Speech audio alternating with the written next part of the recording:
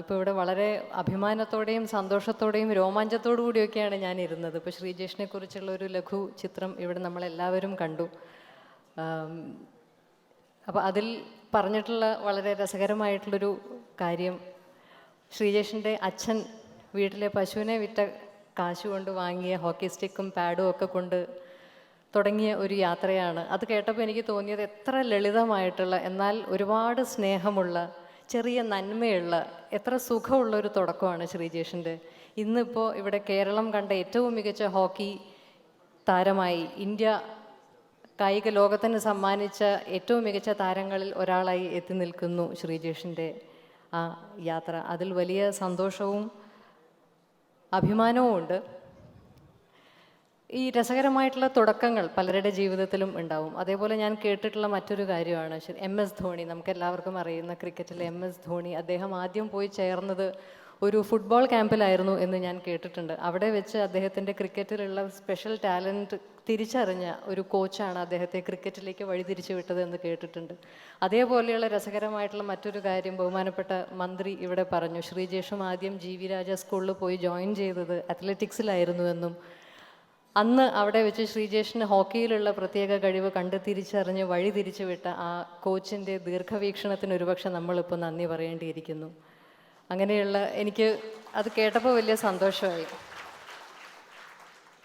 ഇന്ന് ഇപ്പോൾ ഇവിടെ നമ്മുടെ ഇന്ത്യയുടെ തന്നെ യശസ് വാനോളം ഉയർത്തിപ്പിടിച്ച് കൊണ്ടാണ് ശ്രീജേഷ് നമ്മുടെ ഒപ്പം നിൽക്കുന്നത്. അപ്പോൾ ഈ വേദിയിൽ ശ്രീജേഷിനെ ആദരിക്കുന്ന ഈ വേദിയിൽ പ്രിയപ്പെട്ട മമ്മൂക്കയ്ക്കൊപ്പം ഞാൻ ബഹുമാനിക്കുന്ന ആദരിക്കുന്ന മറ്റുള്ള വിശിഷ്ട വ്യക്തികളോടൊപ്പം ഈ ഒരു വേദിയിൽ നിൽക്കാനും സംസാരിക്കാനും അവസരം തന്നതിനും വലിയ സന്തോഷവും നന്ദിയും അറിയിക്കുകയാണ്.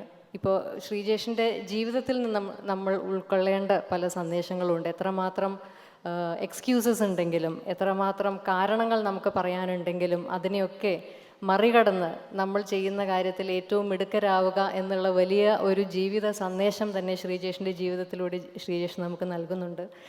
ഇപ്പോൾ നമുക്ക് ഇന്ത്യക്ക് മെഡൽ കിട്ടിയ ആ ഒരു അവസരത്തിൽ നമ്മുടെ ബഹുമാനപ്പെട്ട പ്രധാനമന്ത്രി ഇന്ത്യൻ ഹോക്കി ടീമിനെ വിളിച്ച ഒരു വീഡിയോ കോളിൽ ഞാൻ അറിഞ്ഞത് അദ്ദേഹം ആദ്യം അന്വേഷിച്ചത് വേർ ഈസ് ശ്രീജേഷ് എന്നാണ്.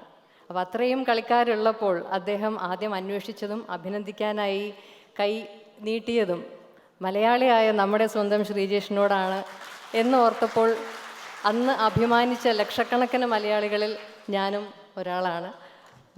അപ്പോൾ ഇപ്പോൾ ഇനി ഒരുപാട് മെഡലുകൾ ഇനിയും വാരി കൂട്ടട്ടെ എന്ന് ഈ ഒരു അവസരത്തിൽ എനിക്ക് ആശംസിക്കാൻ പറ്റുമോ എന്ന് അറിയില്ല. അദ്ദേഹം വിരമിക്കൽ പ്രഖ്യാപിച്ചിരിക്കുകയാണ്.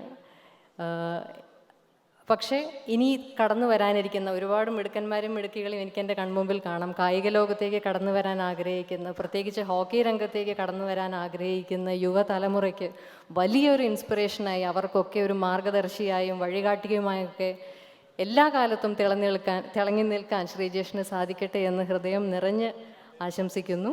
എല്ലാവർക്കും സ്നേഹാശംസകൾ നേരുന്നു. നന്ദി.